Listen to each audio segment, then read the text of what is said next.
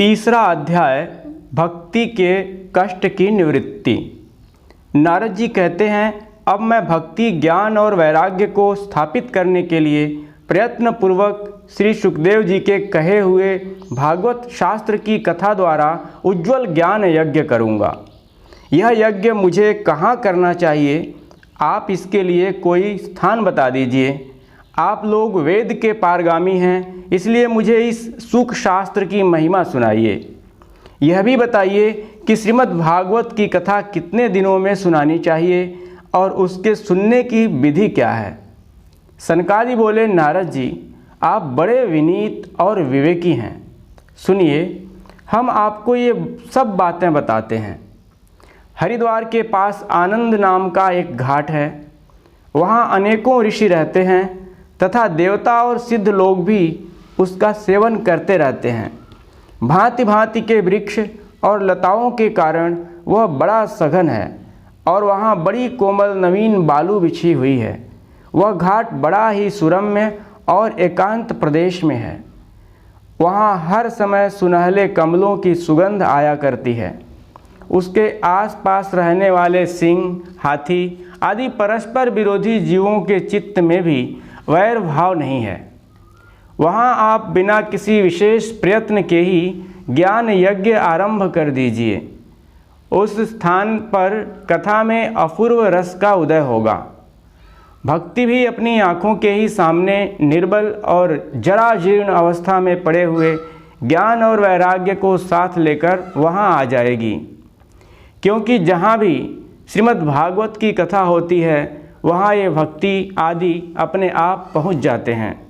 वहाँ कानों में कथा के शब्द पड़ने से ही ये तीनों तरुण हो जाएंगे। सूत जी कहते हैं, इस प्रकार नारद जी के साथ सनकादि भी श्रीमद् भागवत कथा अमृत का पान करने के लिए वहाँ से तुरंत गंगा तट पर चले आए। जिस समय वे गंगा तट पर पहुँचे, भूलोक, देवलोक और ब्रह्मलोक सभी जगह इस कथा का हल्ला हो गया। जो जो भगवत कथा के रसिक विष्णु भक्त थे, वे सभी श्रीमद् भागवतामृत का पान करने के लिए सबसे आगे दौड़ दौड़ कर आने लगे। भृगु, वशिष्ठ, च्यवन, गौतम, मेधातिथि, देवल, देवरात, परशुराम, विश्वामित्र, शाकल, मार्कंडेय, दत्तात्रेय, पिप्पलाद, योगेश्वर, व्यास और पाराशर, छाया, शुक, जाजली और जयु आदि सभी प्रधान मुनिगण अपने अपने पुत्र, शिष्य और स्त्रियों समेत बड़े प्रेम से वहाँ आए। इनके सिवा वेद, वेदांत, उपनिषद, मंत्र, तंत्र, 17 पुराण और 6 शास्त्रों भी मूर्तिमान होकर वहाँ उपस्थित हुए। गंगा आदि नदियाँ, पुष्कर आदि सरोवर, कुरुक्षेत्र आदि समस्त क्षेत्र, सारी दिशाएं, दंडक आदि वन, हिमालय आदि पर्वत तथा देव, गंधर्व और दानव आदि सभी कथा सुनने चले आए। जो लोग अपने गौरव के कारण नहीं आए, महर्षि भृगु उन्हें समझा बुझाकर ले आए। तब कथा सुनाने के लिए दीक्षित होकर श्री कृष्ण परायण सनकादि नारद जी के दिए हुए श्रेष्ठ आसन पर विराजमान हुए। उस समय सभी श्रोताओं ने उनकी वंदना की। श्रोताओं में वैष्णव, विरक्त, सन्यासी और ब्रह्मचारी लोग आगे बैठे और उन सब के आगे नारद जी विराजमान हुए। एक ओर ऋषिगण, एक ओर देवता, एक ओर वेद और उपनिषद आदि तथा एक ओर तीर्थ बैठे और दूसरी ओर स्त्रियां बैठीं। उस समय सब ओर जय जयकार, नमस्कार और शंखों का शब्द होने लगा और अबीर, गुलाल, खील एवं फूलों की खूब वर्षा होने लगी। कोई कोई देवश्रेष्ठ तो विमानों पर चढ़कर वहाँ बैठे हुए सब लोगों पर कल्प वृक्ष के पुष्पों की वर्षा करने लगे।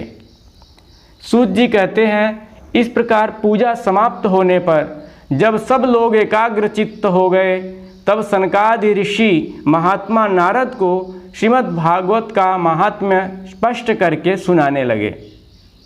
सनकादि ने कहा, अब हम आपको इस भागवत शास्त्र की महिमा सुनाते हैं। इसके श्रवण मात्र से मुक्ति हाथ लग जाती है। श्रीमद् भागवत की कथा का सदा सर्वदा सेवन आस्वादन करना चाहिए। इसके श्रवण मात्र से श्री हरि हृदय में आ विराजते हैं। इस ग्रंथ में 18,000 श्लोक और 12 स्कंध हैं तथा श्री सुखदेव जी और राजा परीक्षित का संवाद है।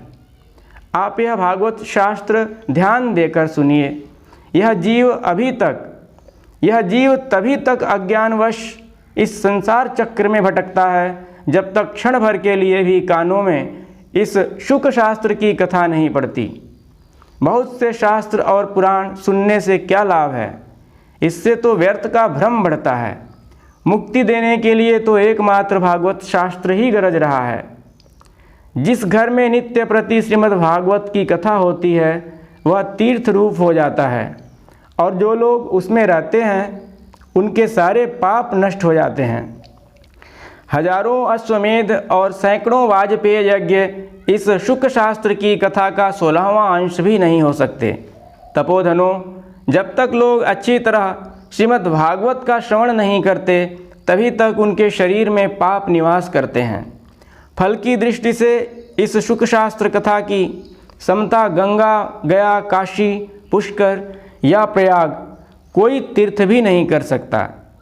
यदि आपको परम गति की इच्छा है तो अपने मुख से ही श्रीमद् भागवत के आधे अथवा चौथाई श्लोक का भी नित्य नियम पूर्वक पाठ कीजिए। ओमकार, गायत्री, पुरुष सूक्त, तीनों वेद, श्रीमद् भागवत, ओम नमो भगवते वासुदेवाय, यह 12 अक्षर मंत्र, 12 मूर्तियों वाले सूर्य भगवान, प्रयाग, संवत्सर रूप काल, ब्राह्मण, अग्निहोत्र, गौ, 12वीं तिथि, तुलसी, वसंत ऋतु और भगवान पुरुषोत्तम, इन सब में बुद्धिमान लोग वस्तुतः कोई अंतर नहीं मानते। जो पुरुष अहरनिश अर्थ सहित श्रीमद् भागवत शास्त्र का पाठ करता है उसके करोड़ों जन्मों का पाप नष्ट हो जाता है। इसमें तनिक भी संदेह नहीं है। जो पुरुष नित्य प्रति भागवत का आधा या चौथाई श्लोक भी पढ़ता है उसे राजसूय और अश्वमेध यज्ञों का फल मिलता है। नित्य भागवत का पाठ करना, भगवान का चिंतन करना, तुलसी को सींचना और गौ की सेवा करना, ये चारों समान हैं। जो पुरुष अंत समय में श्रीमद् भागवत का वाक्य सुन लेता है उस पर प्रसन्न होकर भगवान उसे वैकुंठ धाम देते हैं। जो पुरुष इसे सोने के सिंहासन पर रखकर विष्णु भक्त को दान करता है वह अवश्य ही भगवान का सायुज्य प्राप्त करता है। जिस दुष्ट ने अपनी सारी आयु में चित्त को एकाग्र करके श्रीमद् भागवतामृत का थोड़ा सा भी रसास्वादन नहीं किया उसने तो अपना सारा जन्म चांडाल और गधे के समान व्यर्थ ही गंवा दिया। वह तो अपनी माता को प्रसव पीड़ा पहुंचाने के लिए ही उत्पन्न हुआ। जिसने इस शुक शास्त्र के थोड़े से भी वचन नहीं सुने वह पाप आत्मा तो जीता हुआ ही मुर्दे के समान है। पृथ्वी के भार स्वरूप उस पशु तुल्य मनुष्य को धिक्कार है। यूँ स्वर्गलोक में देवताओं में प्रधान इंद्र आदि कहा करते हैं। संसार में श्रीमद् भागवत की कथा का मिलना अवश्य ही कठिन है। जब करोड़ों जन्मों का पुण्य होता है तभी इसकी प्राप्ति होती है। नारद जी, आप बड़े ही बुद्धिमान और योग निधि हैं। आप प्रयत्नपूर्वक कथा का श्रवण कीजिए। इसे सुनने के लिए दिनों का कोई नियम नहीं है। इसे तो सर्वदा ही सुनना अच्छा है। इसे सत्य भाषण और ब्रह्मचर्य पालन पूर्वक सर्वदा ही सुनना श्रेष्ठ माना गया है। किंतु कलयुग में ऐसा होना कठिन है। इसलिए इसकी सुखदेव जी ने जो विशेष विधि बताई है वह जान लेनी चाहिए। कलयुग में बहुत दिनों तक चित्त की वृत्तियों को वश में रखना, नियमों में बंधे रहना और किसी पुण्य कार्य के लिए दीक्षित रहना कठिन है। इसलिए सप्ताह श्रवण की विधि है। श्रद्धापूर्वक कभी भी श्रवण करने से अथवा माघ मास में श्रवण करने से जो फल होता है वही फल श्री सुखदेव जी ने सप्ताह श्रवण में निर्धारित किया है। मन के असंयम, रोगों की बहुलता और आयु की अल्पता के कारण तथा कलयुग में अनेकों दोषों की संभावना से ही सप्ताह श्रवण का विधान किया गया है। जो फल तप, योग और समाधि से भी प्राप्त नहीं हो सकता वह सर्वांग रूप में सप्ताह श्रवण से सहज में ही मिल जाता है। सप्ताह श्रवण यज्ञ से बढ़कर है, व्रत से बढ़कर है, तप से कहीं बढ़कर है, तीर्थ सेवन से तो सदा ही बड़ा है, योग से बढ़कर है, यहाँ तक कि ध्यान और ज्ञान से भी बढ़कर है। अजी इसकी विशेषता का कहाँ तक वर्णन करें, यह तो सभी से बढ़ चढ़कर है। शौनक जी ने पूछा, सूत जी यह तो आपने बड़े आश्चर्य की बात कही। अवश्य ही यह भागवत पुराण योगवेत्ता ब्रह्मा जी के भी आदि कारण श्री नारायण जी का निरूपण करता है, परंतु यह मोक्ष की प्राप्ति में ज्ञानादि सभी साधनों को तिरस्कार करके इस युग में उनसे भी कैसे बढ़ गया। सूत जी ने कहा, शौनक जी जब भगवान श्री कृष्ण इस धराधाम को छोड़कर अपने नित्य धाम को जाने लगे, तब उनके मुखारविंद से 11 स्कंद का ज्ञान उपदेश सुनकर भी उद्धव जी ने पूछा। उद्धव जी बोले, गोविंद अब आप तो अपने भक्तों का कार्य करके परम धाम को पधारना चाहते हैं, किंतु मेरे मन में एक बड़ी चिंता है, उसे सुनकर आप मुझे शांत कीजिए। अब घोर कलिकाल आया ही समझिए, इसलिए संसार में फिर अनेकों दुष्ट प्रकट हो जाएंगे। उनके संसर्ग से जब अनेकों सत्पुरुष भी उग्र प्रकृति के हो जाएंगे, तब उनके भार से दबकर यह गौरूपिणी पृथ्वी किसकी शरण में जाएगी। हे कमल नयन, मुझे तो आपको छोड़कर इसकी रक्षा करने वाला कोई दूसरा नहीं दिखाई देता, इसलिए भक्त वत्सल आप साधुओं पर कृपा करके यहाँ से मत जाइए। भगवान आपने निराकार और चिन्मात्र होकर भी भक्तों के लिए ही तो यह सगुण रूप धारण किया है, फिर भला आपका वियोग होने पर वे भक्तजन पृथ्वी पर कैसे रह सकेंगे। निर्गुण उपासना में तो बड़ा कष्ट है, इसलिए कुछ और विचार कीजिए। प्रभास क्षेत्र में उद्धव जी के ये वचन सुनकर भगवान सोचने लगे कि भक्तों के अवलंबन के लिए मुझे क्या व्यवस्था करनी चाहिए। शौनक जी तब भगवान ने अपने सारी शक्ति भागवत में रख दी। वे अंतर्धान होकर इस भागवत समुद्र में प्रवेश कर गए, इसलिए यह भगवान की साक्षात शब्दमयी मूर्ति है। इसके सेवन, श्रवण, पाठ अथवा दर्शन से ही मनुष्य के सारे पाप नष्ट हो जाते हैं। इसी से इसका सप्ताह श्रवण सबसे बढ़कर माना गया है, और कलयुग में तो अन्य सब साधनों को छोड़कर यही प्रधान धर्म बताया गया है। कलिकाल में यही ऐसा धर्म है जो दुख, दरिद्रता, दुर्भाग्य और पापों की सफाई कर देता है तथा काम, क्रोध आदि शत्रुओं पर विजय दिलाता है। अन्यथा भगवान की इस माया से पीछा छुड़ाना देवताओं के लिए भी कठिन है, मनुष्य तो इसे छोड़ ही कैसे सकते हैं। अतः इससे छूटने के लिए ही सप्ताह श्रवण का विधान किया गया है। सूत जी कहते हैं, शौनक जी जिस समय सनकादि मुनीश्वर इस प्रकार सप्ताह श्रवण की महिमा का वखान कर रहे थे, उस सभा में एक बड़ा आश्चर्य हुआ। उसे मैं तुम्हें बतलाता हूँ, सुनो। वहाँ तरुणावस्था को प्राप्त हुए अपने दोनों पुत्रों के साथ लिए विशुद्ध प्रेम रूपा भक्ति बार बार श्री कृष्ण गोविंद हरे मुरारे, हे नाथ नारायण वासुदेव आदि भगवान नामों का उच्चारण करती हुई अकस्मात प्रकट हो गईं। सभी सदस्यों ने देखा कि परम सुंदरी भक्ति रानी भागवत के अर्थों का आभूषण पहने वहाँ पधारी।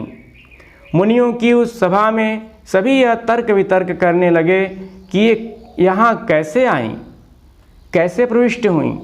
तब सनकादि ने कहा, ये भक्ति देवी अभी अभी कथा के अर्थ से निकली हैं। उनके ये वचन सुनकर भक्ति ने अपने पुत्रों समेत अत्यंत विनम्र होकर सनत कुमार जी से कहा। भक्ति बोली, मैं कलयुग में नष्ट प्राय हो गई थी, आपने कथामृत से सींचकर मुझे फिर पुष्ट कर दिया। अब आप यह बताइए कि मैं कहाँ रहूँ। यह सुनकर सनकादि ने उससे कहा, तुम भक्तों को भगवान का स्वरूप प्रदान करने वाली, अनन्य प्रेम का संपादन करने वाली और संसार रोग को निर्मूल करने वाली हो। अतः तुम धैर्य धारण करके नित्य निरंतर विष्णु भक्तों के हृदयों में ही निवास करो। ये कलयुग के दोष भले ही सारे संसार पर अपना प्रभाव डालें, किंतु वहाँ तुम पर इनकी दृष्टि भी नहीं पड़ सकेगी। इस प्रकार उनकी आज्ञा पाते ही भक्ति तुरंत भगवत भक्तों के हृदयों में जा विराजी। जिनके हृदय में एकमात्र श्री हरि की भक्ति निवास करती है, वे त्रिलोकी में अत्यंत निर्धन होने पर भी परम धन्य हैं, क्योंकि इस भक्ति की डोरी से बंधकर तो साक्षात भगवान भी अपना परम धाम छोड़कर उनके हृदय में आकर बस जाते हैं। भूलोक में यह भागवत साक्षात परब्रह्म का विग्रह है। हम इसकी महिमा कहाँ तक वर्णन करें। इसका आश्रय लेकर इसे सुनाने से तो सुनने और सुनाने वाले दोनों को ही भगवान श्री कृष्ण की समता प्राप्त हो जाती है। अतः इसे छोड़कर अन्य धर्मों से क्या प्रयोजन है।